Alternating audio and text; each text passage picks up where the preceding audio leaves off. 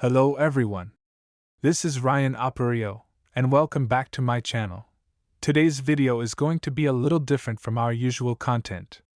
In celebration of World Teachers Day, I was given a very special opportunity to be interviewed on Si Bartholomew's at AKO, the radio program of Resources for the Blind Incorporated Philippines. In this episode, I'll be sharing my journey as a teacher of the visually impaired, the challenges we face, and the joys of seeing our students grow and succeed. This is a conversation close to my heart, and I'm excited to share it with all of you. So sit back, relax, and join me as we celebrate the important role of teachers, especially those working with students with visual impairment, this World Teachers Day. Let's get started.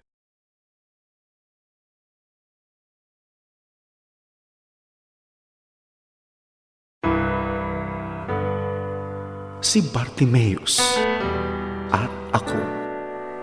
Programang naglalayong tumalakay at magbigay ng pag-asa ugnay sa iba't ibang hamon at isyu ng buhay na kinakaharap ng mga kapatirang may kapansanan sa paningin. Hatid sa iyo ng Resources for the Blind, si Bartimeus at ako.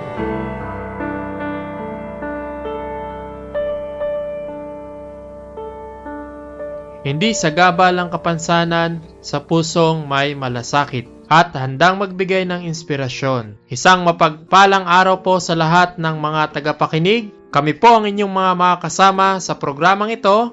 Pastor Jeric Dobria, Pastor Julius Gao po. Ngayong Teachers Month, ating pong ipinagdiriwang ang mga guro na nagsisilbing ilaw at gabay sa ating lipunan. Sa kabila po ng iba't ibang mga hamon, meron pong mga guro na patuloy na nagiging inspirasyon. Dahil sa kanilang dedikasyon at pagmamahal sa pagtuturo, ay nabibigyan po nila ng pag-asa at ilaw ang kanilang mga estudyante. isa sa kanila, Pastor Julius, ang ating makakapanayam sa hapong ito. Isang SPED teacher na sa kabila ng kanyang kapansanan ay hindi po ito hadlang upang siya po ay patuloy na naglilingkod na mayroon pong dedikasyon at pagmamahal sa kanyang mga estudyante. Bago natin siya ipapakilala sa Pastor Julius, ay nais po muna naming batiin po ang lahat po ng mga teachers po ngayong buwan ng September ng isang Happy Teachers Month po sa inyo, Pastor Julius. Binabati ko po diyan yung mga SPED teachers na talaga namang nandun yung kanila pong halos buhay na, Pastor, para ibigay yung panahon nila sa kanilang pagtuturo. So binabati po natin diyan sila Ma'am Lorna Agustin diyan po sa Navotas. And sa lahat po ng mga teachers, hindi lamang po sa public school teachers, kundi Pastor, binabati din natin yung mga teachers pagdating sa massage, Sunday school teachers, and sa lahat po ng mga nagtuturo ng isang Happy Teachers Month po sa inyo.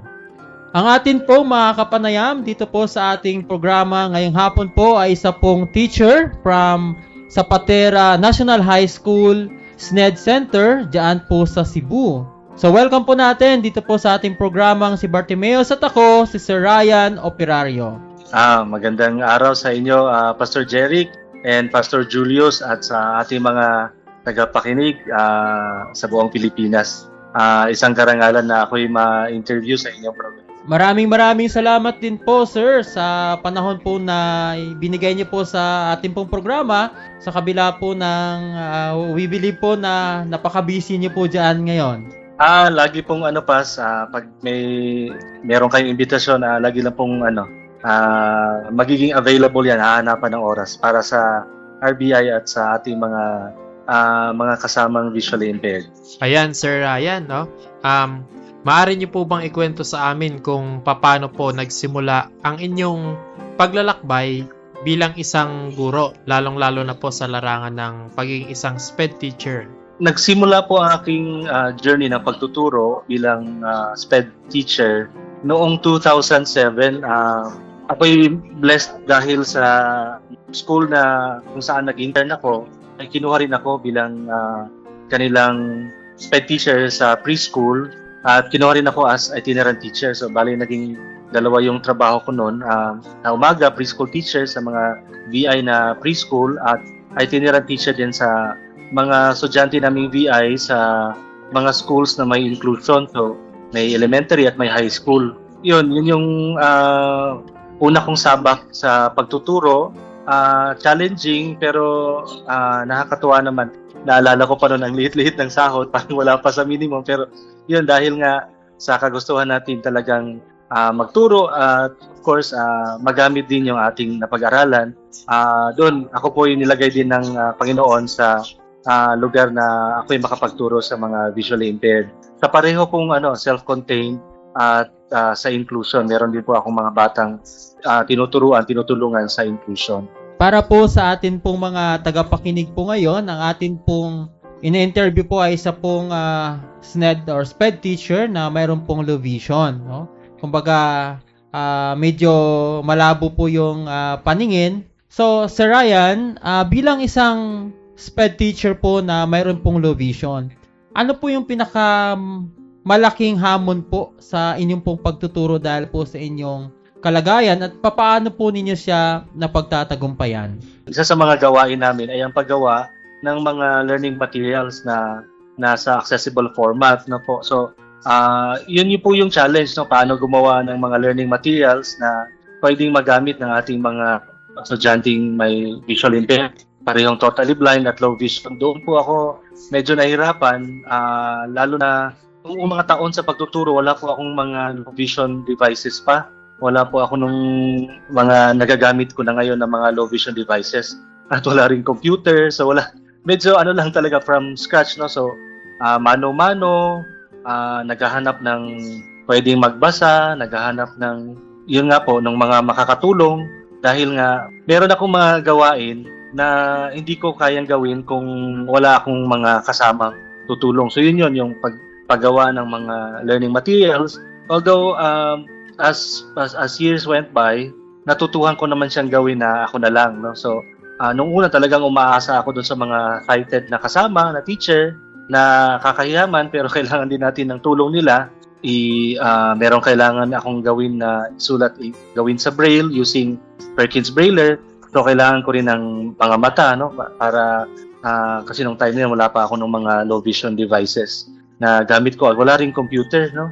So, hindi ko pwedeng picturean at gawin ko na lang text ngayon. Hindi katulad ngayon na kaya ko nang gawin yon kahit wala akong kasama dahil may mga technology na tayo. May mga OCR, may mga PC, at iba pang mga assistive software na pwedeng gamitin. So, talagang nung una, maraming mga challenges na kailangan kong i-hurdle, no?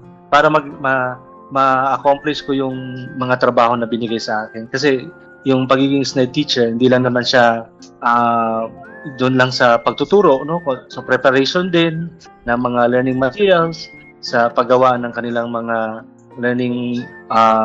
kanilang mga reading materials in Braille, in large print, at in tactile format.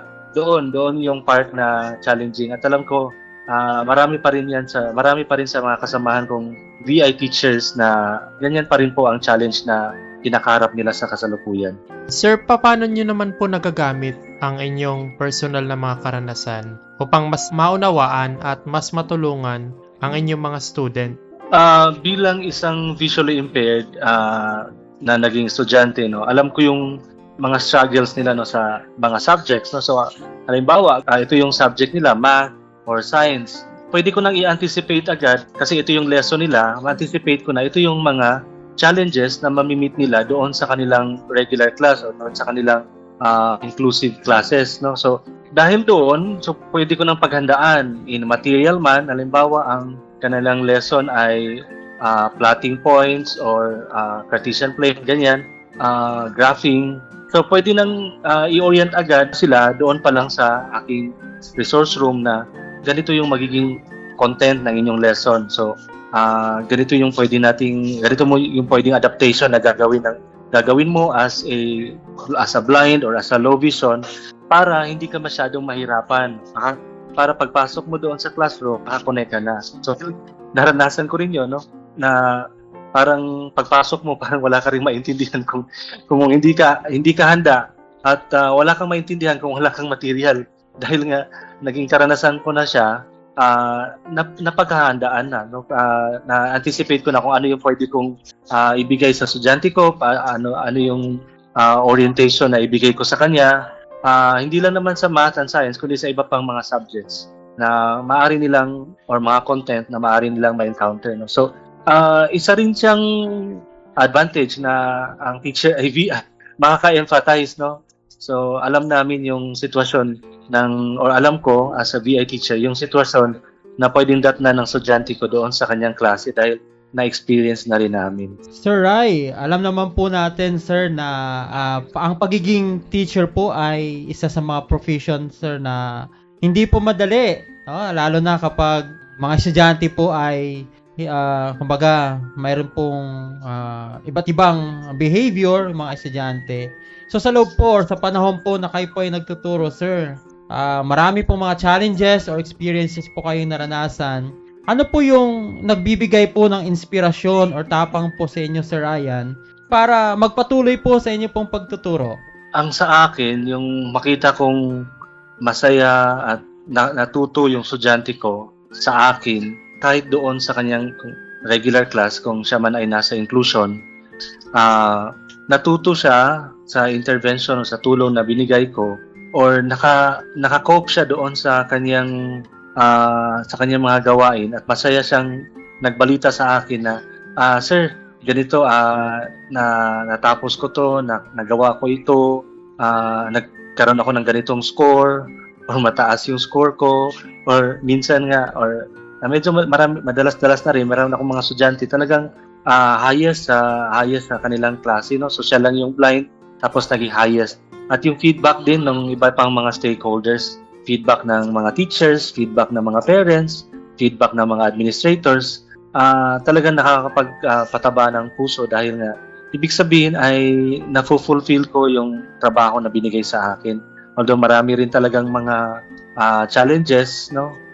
Pero yun yung nakakapag-motivate sa akin. Lalo na sa tagal ko na rin, meron na rin ako mga estudyante na nagtrabaho na, no? Nakikita ko sila na may mga trabaho na matataas pa ang sahod sa akin. yun din yung mga fulfilling na nakikita ko silang nabago yung buhay nila dahil nakapag-aral sila at naging bahagi ako ng kanilang journey sa kanilang pag-aaral, no? Mula elementary, high school, or college man din kasi nagkaroon din ako ng time na naka-assist sa mga college students dito rin sa Cebu. Ngayon pong Teachers Month, ano po ang ibig sabihin ng pagiging guro para po sa inyo? Sa akin, lalo na ngayon, medyo matagal na rin ako sa pagtuturo. Ang pagiging guro ay katulad ng pagiging transportasyon o tulay kung saan nga dinadala ng guro ang kanyang mga mag-aaral mula doon sa kanilang munting mga pangarap kung saan sila nanggaling papunta doon sa kanilang mini-meeting destination. Maraming salamat, Sir Ryan. At tunay nga po na hindi lamang po kami dito sa RBI po ang na-inspire, no, sa inyo pong story, sir. At I believe na sa lahat po ng mga tagapakinig po natin. So huli na lang, sir, ang inyo pong mensahe para po sa atin po mga tagapakinig, lalo higit sa lahat doon sa mga kapwa din po nating may kapansanan sa paningin na gusto rin po nilang magturo pagdating po ng panahon. Ang akin lamang pong maihahabilin na mensahe ay maging matatag dahil papunta doon sa ating destinasyon na pagiging guro man sa katulad ko, marami talagang mga harang, no, na dadaanan. Pero katulong yung ating mga kasama sa buhay, yung ating mga support system, ay makakayanan naman po. Marami naman pong maaaring makatulong sa atin at of course, no, lagi po natin panalangin na tayo po'y gabayan ng ating Panginoong Diyos sa ating mga gagawin dahil sabi nga po ng ating scriptures, no, na apart from Him, we can do nothing, sabi sa John, no. Mahirap man po, pero pagkasama natin ang Panginoon ay wala po tayong hindi kayang gawin dahil nga kasama po natin ang Panginoon. Maraming salamat po sa pagbabahagi ng inyong makabuluhang kwento. Tunay nga na ang pagiging guro ay hindi sinusukat ng paningin, kundi ng pusong handang maglingkod at magmahal. Sa pagdiriwang po ng Teachers Month, atin pong pahalagahan at ipagdiwang po ang lahat ng mga guro, lalo na po ang mga gurong nagsisilbing ilaw at inspirasyon sa kabila po ng kanilang kapansanan. Mabuhay po ang atin pong mga guro, At muli po, kami po ang inyong mga nakasama sa oras na ito. Pastor Jeric Dobria, Pastor Julius Gao po sa programang si Bartimeus at ako. Iyong napakinggan si Bartimeus at ako. Inihatid ng Resources for the Blind Incorporated sa pakikipagtulungan ng FEBC Philippines at ng 702 DZAS, Agapay ng Sambayanan. Hi everyone! If you enjoyed this video and learned something new, don't forget to thumb up this video to show your support. Link this vlog with your friends, family, and fellow teachers so we can spread awareness about inclusive education. And most importantly, hit subscribe bell so you won't miss future interviews, advocacy talks, and inspiring stories. Thank you for watching and supporting our mission to make education accessible for all. God bless us all.